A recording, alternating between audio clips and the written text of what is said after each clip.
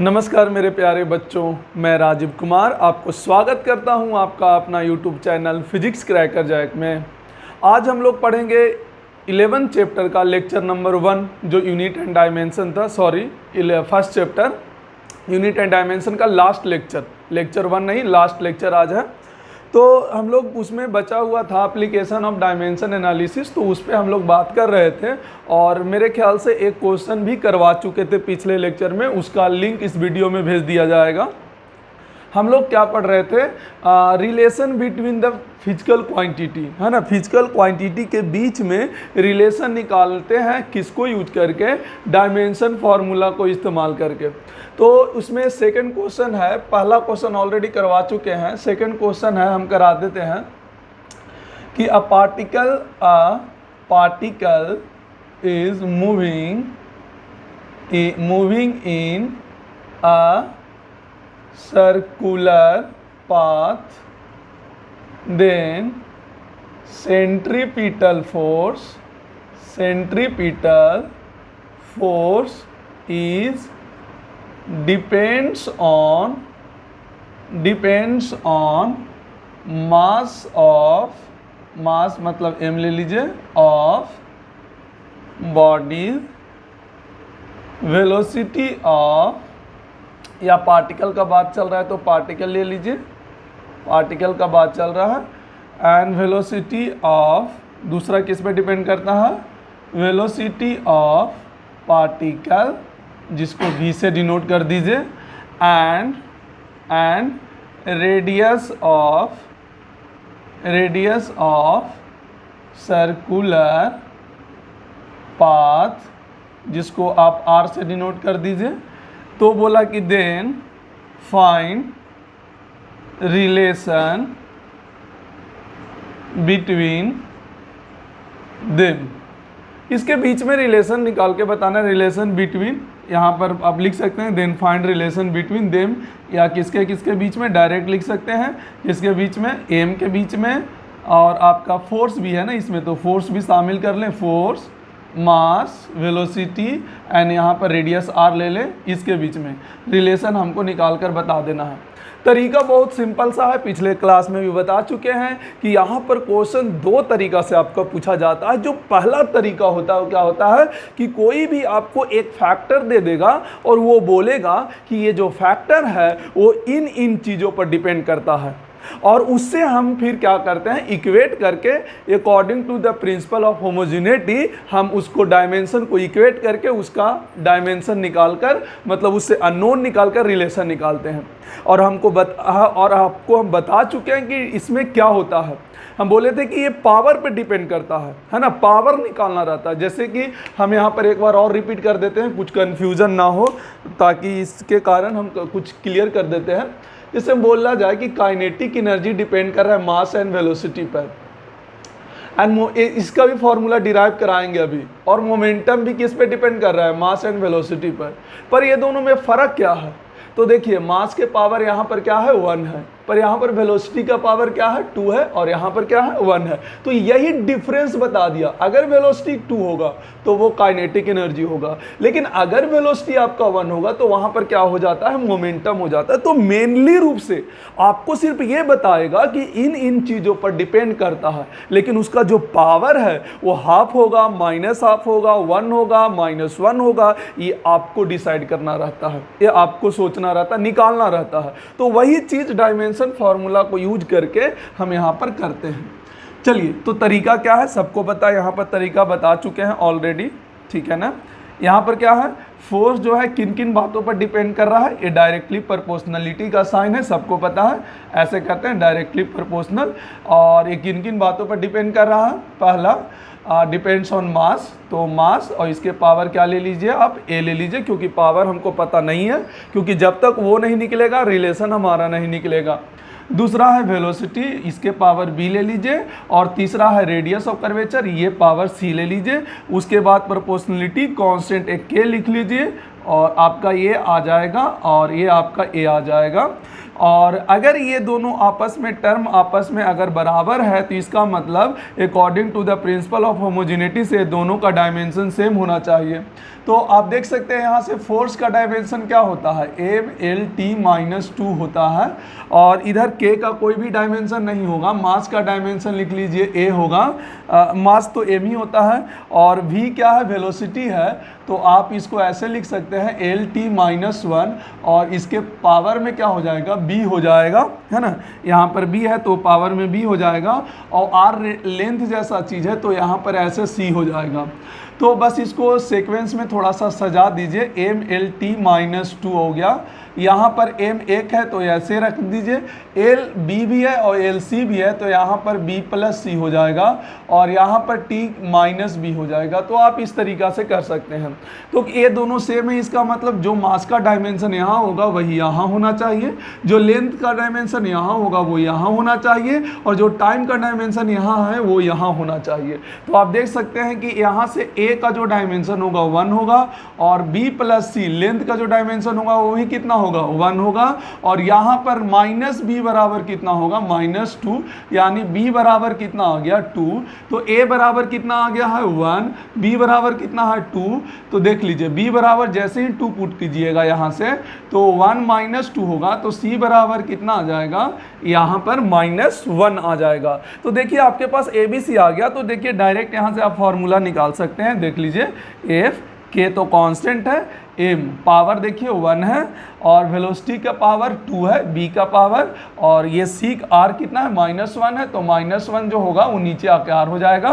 तो देखिए आपका फॉर्मूला ये जनरेट हो गया, mv²/r, और बाई एक्सपेरिमेंटली k का वैल्यू कितना होता है, 1 एक्सपेरिमेंटली होता है।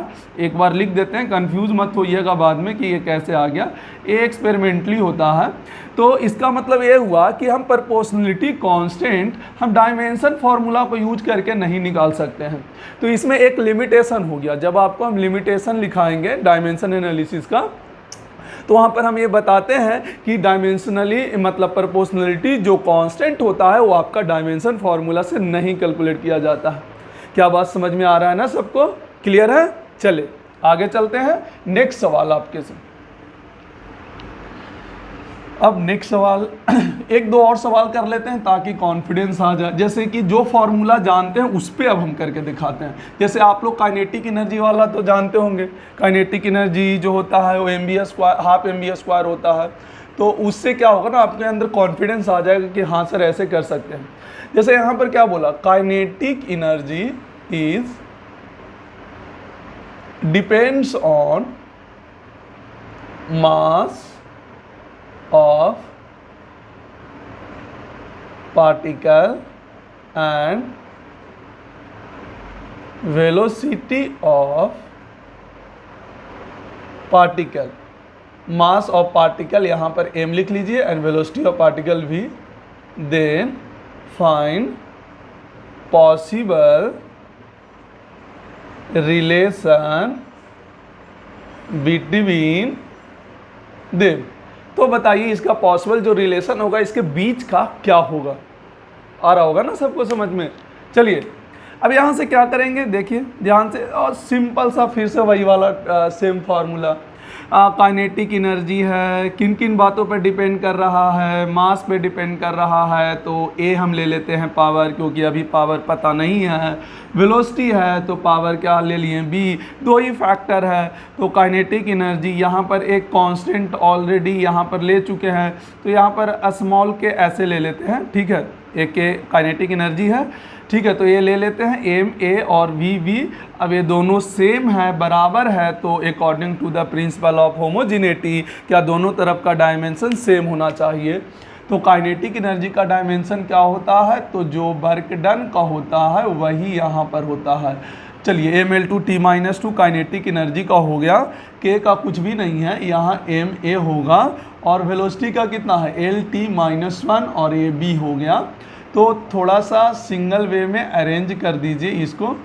तो ये आपका आ गया ma और lb और t - b आ जाएगा, तो आप देख सकते हैं, इक्वेट कर लीजिए, यहाँ पर मास का डायमेंशन कितना है a, और यहाँ पर मास का डायमेंशन 1 है, तो यहाँ पर सिंपली a बराबर कितना आ गया आपका 1 आ गया। लेंथ का डायमेंशन कितना है b है यहाँ पर 2 है, तो b बराबर कितना आ गया 2 आ गया। आगे जाने की कोई ज़रूरत ही नहीं है क्योंकि हमारे पास 2 अननोन है। तो आप देख सकते हैं यहाँ से रिलेशन क्या आ जाएगा, काइनेटिक एनर्जी ये तो कांस्टेंट है और m 1 आ गया, और यहाँ पर क्या आ गया v 2 आ गया। तो ये ध्यान से देखिए, काइनेटिक एनर्जी का फॉर्मूला mv² आप जानते हैं, बट यहाँ पर k का वैल्यू क्या होता है हाफ, और ये कहाँ से आता है, एक्सपेरिमेंटली आता है। कहाँ से आता है, एक्सपेरिमेंटली आता है। तो ये आप ऐसे कर सकते हैं, एक्सपेरिमेंटली जो प्रोपोर्शनलिटी कांस्टेंट होता है वो हम इस फॉर्मूला से कैलकुलेट कर ही नहीं सकते। हम लोग जब भी कैलकुलेट करेंगे तो किससे करेंगे, एक्सपेरिमेंटली कर सकते हैं। क्लियर है। तो ये डायमेंशनली का ये तीसरा सवाल आपके सामने था। कैसा था, तीसरा सवाल था आपका। चलिए एक आध दो क्वेश्चन और करते हैं, फिर हम लोग इसका इस चैप्टर को समापन करेंगे।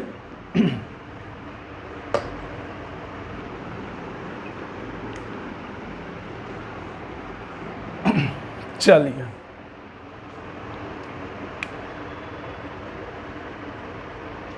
भाई, यहाँ पर कुछ और भी अच्छा सा कराते हैं। जैसे यहाँ पर बोला frequency of a string is depends on, यहाँ पर frequency of a string depends on, यहाँ पर लेंथ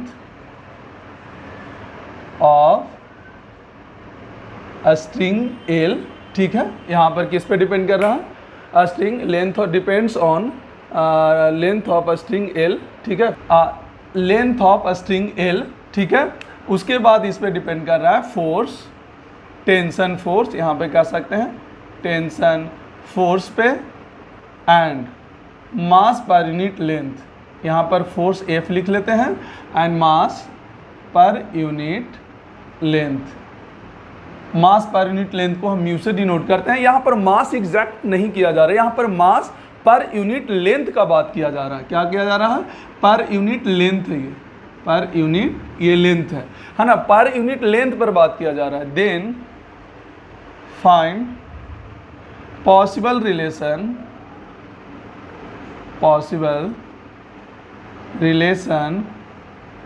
बिटवीन देम। तो आप बताएं इसमें पॉसिबल रिलेशन क्या होगा। चलिए हम लोग स्टार्ट करते हैं पॉसिबल रिलेशन पे, है ना।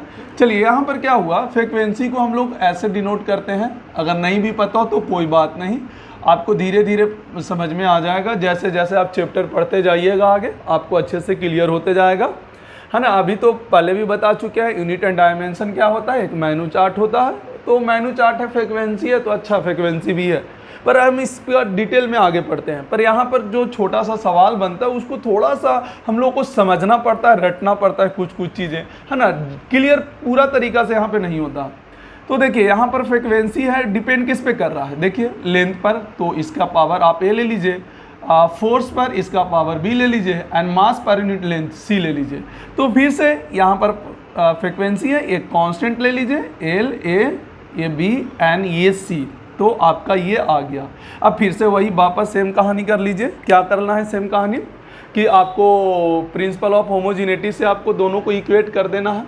तो आप फ्रीक्वेंसी का मतलब जानते हैं, फ्रीक्वेंसी जो होता है क्या 1 टाइम पीरियड होता है।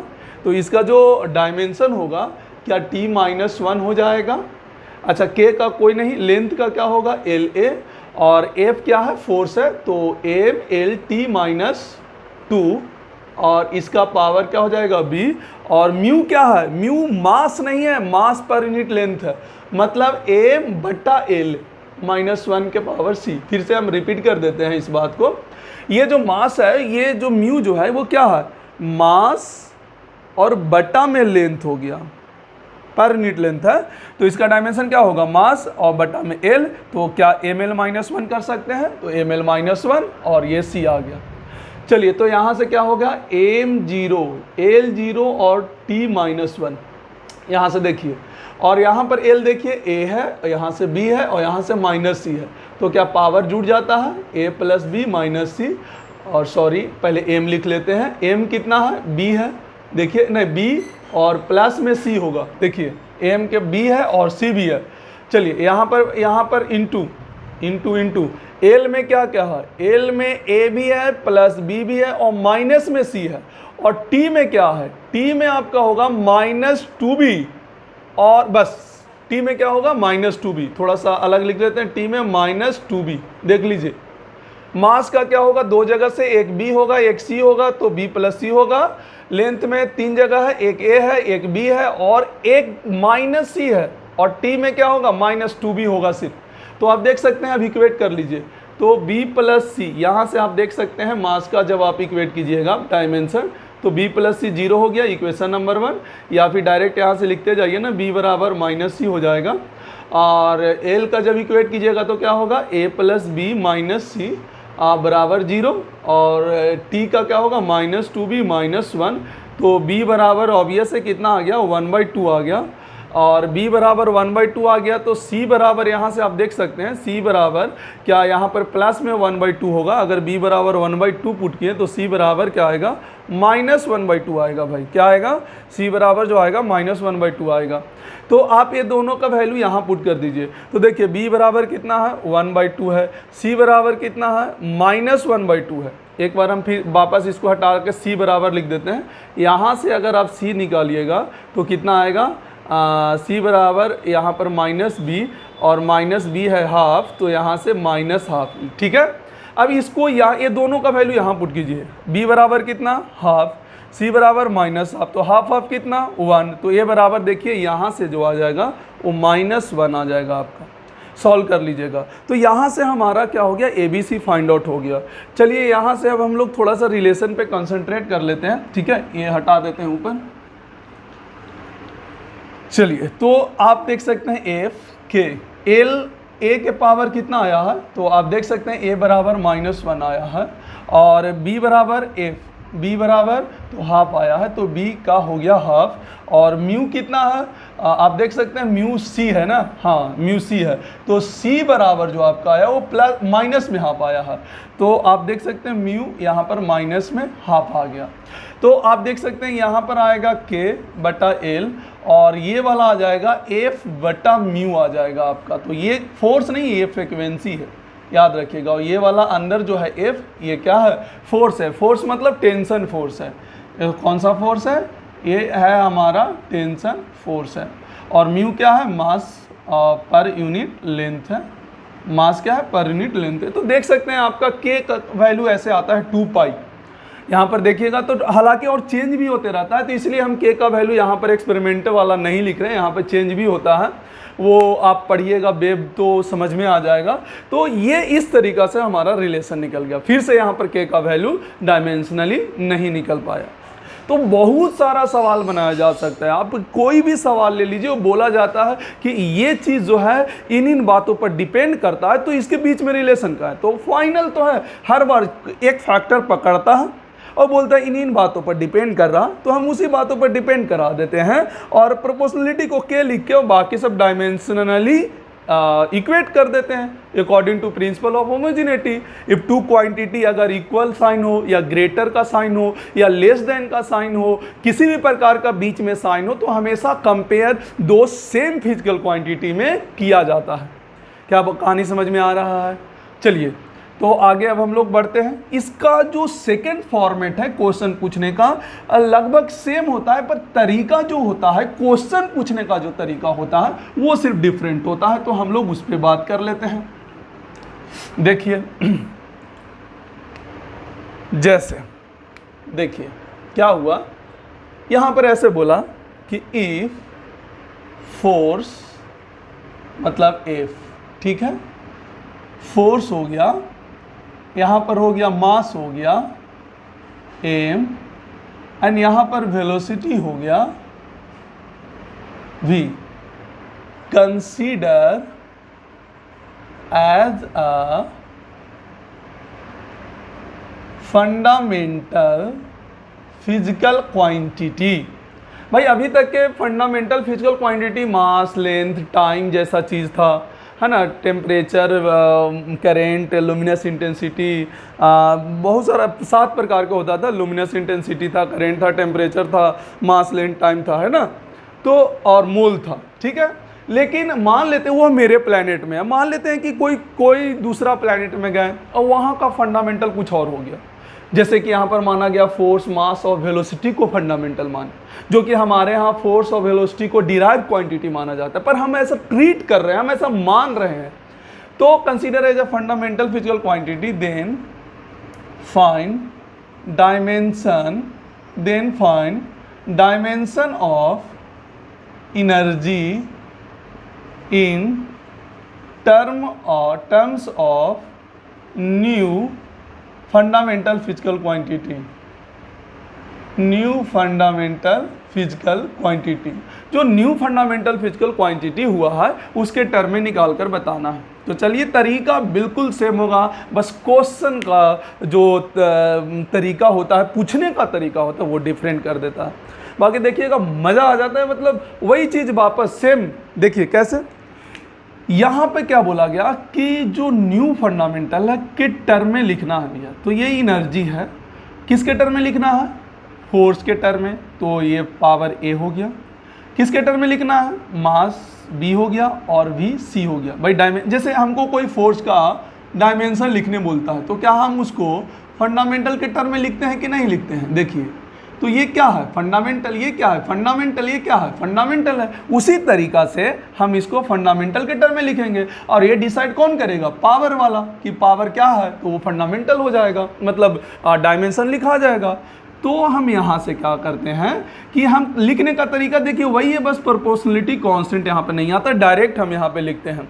तो आप देख सकते हैं कि ए बी सी निकल जाएगा तो मेरा काम बन जाएगा। भाई ए बी सी किसी तरीके से निकाल लो तो एनर्जी का न्यू फंडामेंटल फिजिकल क्वांटिटी में डायमेंशन निकल जाएगा। तो तरीका क्या है? तो दोनों तरफ डायमेंशन पुराना वाला लिख लेते हैं और इक्वेट कर देते हैं, जिससे ए बी सी निकल जाएगा।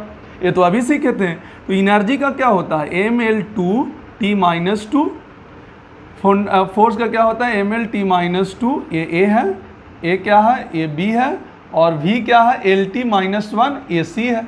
अब इसको क्या कीजिए, एक एक तरफ कर लेते हैं, मास को एक जगह, लेंथ को एक जगह, टाइम को एक जगह, जिससे अरेंज हो जाएगा। यहाँ ml2t-2 है, ठीक है, बराबर। यहाँ पर से देखिए मास का a भी है b भी है, तो यहाँ पर m a प्लस क्या होता है? b होता है। l का क्या है? a है, और L का क्या है? C है, तो L का A प्लस C होगा। देखिएगा L का A है और यहाँ L का C है, तो बेस सेम होता है, तो पावर क्या होता है? जुड़ जाता है। ठीक है, देखिए यहाँ से -2 है तो -2 है, यहाँ से क्या हो गया? -C, तो यहाँ पर -C आपका ये आ गया। देखिए पुराने वाले जैसा ही है, जैसे अभी सॉल्व कर रहे थे, बस पूछने का तरीका तो बदल दिया कि ये फंडामेंटल है, तो बताओ इसका डायमेंशन न्यू फंडामेंटल के टर्म में क्या होगा? तो क्या करना है? कुछ नहीं करना है भाई, यही कर दो, लिख डालो वही चीज़, देख लो ध्यान से एकदम देखो, वही चीज़ लिख डालना है और इक्वेट कर देना है प्रिंसिपल ऑफ होमोजेनिटी से। तो आप देख सकते हैं मास का डायमेंशन इक्वेट करेगा तो a प्लस बी कितना होगा? 1, और यहाँ से देख सकते हैं a प्लस सी बराबर 2, एंड यहाँ से देख सकते हैं -2 है, -c बराबर कितना आ गया? -2। तो आपको यहाँ से कैलकुलेट करना होगा, एक एक टर्म यहाँ पर समझ में आना चाहिए। देखिए इसको जोड़िए, तो क्या C और C क्या हो गया? कैंसिल हो गया, सिर्फ बचेगा माइनस है। यहाँ पर जोड़िएगा तो देखिएगा, यहाँ A वाला दोनों को जोड़कर देखिए, तो यहाँ से C कैंसिल हुआ, -2 है और A, तो क्या -A आ गया, और 2 और -2 यहाँ पर जुटेगा। ध्यान से देखिएगा, -2, कोई गड़बड़ नहीं होना चाहिए। हम एक बार और रिपीट चेक कर देते हैं। ml2t-2 सही है, mlt-2a सही है, mb सही है, lt-1c सही है, ma और mb तो ma प्लस b सही है, la और lc a प्लस c सही है, और t-2a एंड -c बिल्कुल सही है, और यहाँ पर लिखा हुआ भी आपका सही है। तो -a बराबर मेरा 0, मतलब a का वैल्यू कितना आ रहा है? 0 आ रहा है भाई।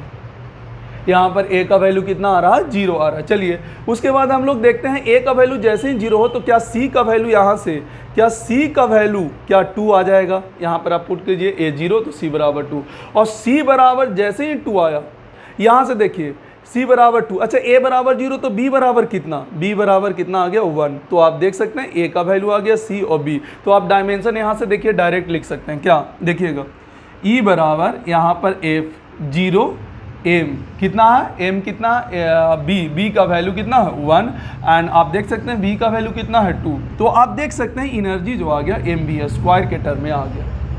यहाँ पर देख सकते हैं किसके टर्म में आ गया, M V square F0 M1, and ये एनर्जी का dimension new fundamental physical quantity में है कि फोर्स मास और वेलोसिटी को अगर आप फंडामेंटल मानते हैं then find the dimension of energy in terms of new fundamental physical quantity. आप फिर से चेक कर लीजिएगा, कुछ अगर कैलकुलेशन में दिक्कत होगा तो फिर शायद हो सके, पर करेक्ट हम लोग किए हैं। एक बार कैलकुलेशन चेक कर सकते हैं अपने आप में, पॉज करके चेक कीजिए। हमेशा क्या करना है कि एक तो डायरेक्ट एक फैक्टर देगा, पहला केस वाला क्वेश्चन याद कीजिए, पहला केस वाला एक फैक्टर देगा, बोलेगा इन बातों पर डिपेंड करता है तो निकालिए इनके बीच का रिलेशन। दूसरा क्या है, ये हम इसको फंडामेंटल मान लिए तो बताएं एक नया कोई भी क्वांटिटी दे दिया, जैसे हम एनर्जी दे दिए, बोलेगा कि बताओ इसका डायमेंशन क्या होगा, तो भाई उसको इक्वेट कर देंगे, हमारा काम बन जाएगा। तो ये था हमारा तीसरा एप्लीकेशन डायमेंशन एनालिसिस से। चलिए एक लास्ट इसका टॉपिक हम कराते हैं। टॉपिक क्या, वो डायमेंशन से ही है, limitation of dimension analysis.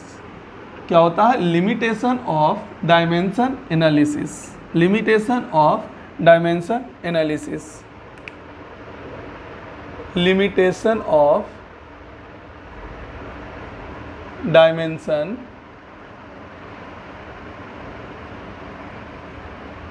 Analysis. ठीक है ना, लिमिटेशन बताना।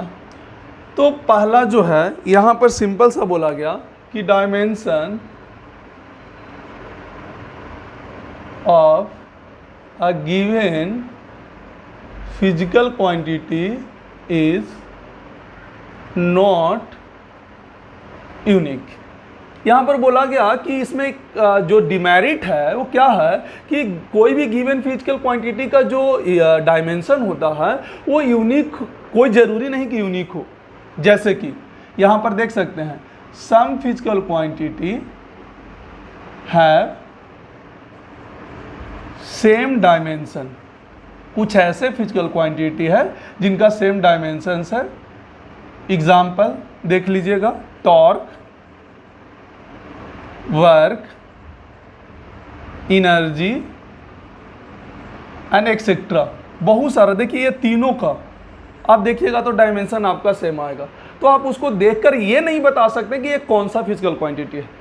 तो आप यहाँ से क्या, एक पहला लिमिटेशन क्या मिल गया कि अगर कोई फिजिकल क्वांटिटी, कोई किसी का डायमेंशन दिया हुआ है, जैसे कि इसका डायमेंशन, ये पूरे हर का डायमेंशन क्या होता है, ml2t-2 होता है, ml2t-2 होता है। तो अगर आपको ये डायमेंशन दिया, आपको से पूछे कि ये किसका डायमेंशन है, तो क्या आप बता सकते हैं, कोई किसी के लिए परफेक्ट बता सकते हैं क्या कि टॉर्क का ही है या वर्क का ही है या एनर्जी का ही है? नहीं, ऐसा हम बता ही नहीं सकते। तो ये डिमेरिट है भाई, पहला डिमेरिट हो गया। दूसरा डिमेरिट देखते हैं। दूसरा डिमेरिट अभी बताए थे कि proportionality constant,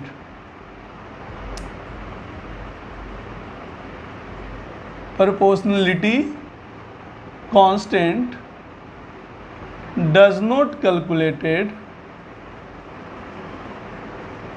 by using dimensional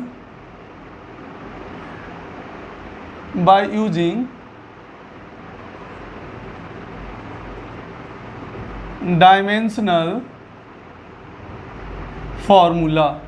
भाई यहाँ पर अभी जैसे कि अभी दिखा रहे थे कि जब हम काइनेटिक एनर्जी प्रूव कर रहे थे, काइनेटिक एनर्जी, तो k mv², जबकि k का वैल्यू क्या होता है, हाफ। ये हम डायमेंशन फार्मूला के इस्तेमाल करके हम नहीं कैलकुलेट कर सकते हैं। तो ये इसमें फिर से डिमेरिट आ गया कि आप तो डिराइव तो कर लेते हैं रिलेशन, पर उसमें प्रोपोर्शनलिटी कांस्टेंट नहीं कर पाते, है ना। तो ये दो डिमेरिट है। और देखते हैं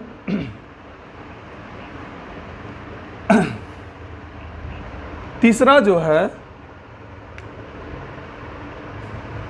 यहाँ पर by using dimensional formula to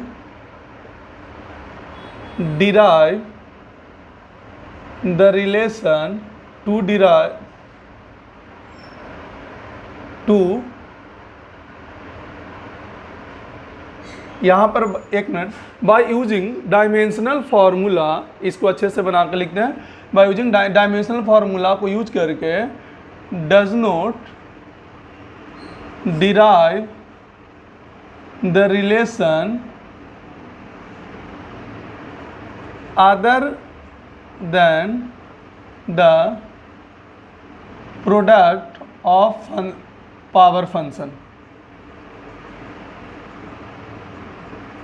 कहने का मतलब समझे, यहाँ बोला डायमेंशनल फार्मूला को यूज करके हम फार्मूला को डिराइव नहीं कर सकते हैं, रिलेशन को डिराइव नहीं कर सकते हैं। कौन सा रिलेशन को? अदर देन प्रोडक्ट वाला ऑफ द पावर फंक्शन। मतलब देखिए, अगर मेरे पास S equal to half a t square आए, क्या ये प्रोडक्ट में है? तो इसको डिराइव कर सकते हैं। अदर देन बोले हैं, यहाँ पर देखिए other than the product of the power function, product function वाला को छोड़कर। लेकिन अगर यही डिराइव करने के लिए बोल दे u t plus half a t square, तो हम ये डायमेंशनल फार्मूला से डिराइव नहीं कर सकते हैं, क्योंकि यहाँ पर प्रोडक्ट के अलावा ऐड भी आ गया। ये बात इस बात को रिप्रेजेंट कर रहा है। डायमेंशनल फार्मूला से हम लोग सिर्फ कौन सा पार्ट को डिराइव कर सकते हैं? हम लोग सिर्फ प्रोडक्ट वाला पार्ट को डिराइव कर सकते हैं। पावर फंक्शन भी होगा तो भी कोई दिक्कत नहीं होगा, पर हम उसको कर सकते हैं। लेकिन जैसे ही ये सब्ट्रैक्ट आ जाए, ऐड आ जाए, तो हम वहाँ पे नहीं कर पाते हैं। ये हमारा कितना हुआ? तीसरा नंबर हो गया। चलिए चौथा नंबर वाला लिमिटेशन क्या है और डायमेंशन एनालिसिस का। चलिए चौथा ये है कि if any physical quantity depends on more than 3 factor, more than 3 factor या 3 other physical quantity, more than 3 नहीं, मोर देन 3 मतलब 3 से ज़्यादा फैक्टर पे डिपेंड करता है, देन यहाँ पर क्या लिख सकते हैं? Then 3 factor, then does not derive relation between them by using dimensional formula. यहाँ पर बोला कि अभी अगर 3 फैक्टर पे लिख रहे थे या 2 फैक्टर हो तो कर सकते हैं, लेकिन अगर मान लिया 3 फैक्टर से ज़्यादा पे डिपेंड कर दें तब नहीं किया जा सकता। क्यों? अभी आप देख सकते हैं कि कितना इक्वेशन निकलता है। एक तो मास के पावर के साथ इक्वेट करके, एक तो लेंथ के साथ इक्वेट करके, और एक टाइम के साथ इक्वेट करके। जो चौथा आ जाएगा, क्या उसके साथ मेरे पास 4 अननोन हो जाएंगे? पर हमारा इक्वेशन तो 3 ही बनेगा ना, क्योंकि जब भी इक्वेट होगा तो एमएलटी से, जब भी इक्वेट होगा तो एमएलटी से। तो एक इक्वेशन मास वाला से, एक इक्वेशन लेंथ वाला से, एक इक्वेशन टाइम वाला से, और जो चौथा आएगा ए बी, इससे 3 ही इक्वेशन बनेगा, ए बी सी, या डी भी होगा तो डी भी इसी में शामिल रहेगा। चौथा इक्वेशन किसको इक्वेट करके कर लोगे? किसी को नहीं इक्वेट करके कर सकते। तो इसीलिए यहाँ पर बोला गया है कि अगर 3 फैक्टर से ज़्यादा पे डिपेंड करता है तो वो रिलेशन जो है हम लोग डायमेंशनल फार्मूला से डिराइव नहीं कर सकते हैं। ये चौथा हो गया। एक लास्ट है, बोला कि if any physical quantity depends on 3 factor in which 2 factor have same dimension, then it, यहाँ पर क्या हो सकता है? अगर ये कोई भी, फिर से समझा देते हैं, if any physical quantity depends on 3 factor in which 2 factor है same dimension, then it also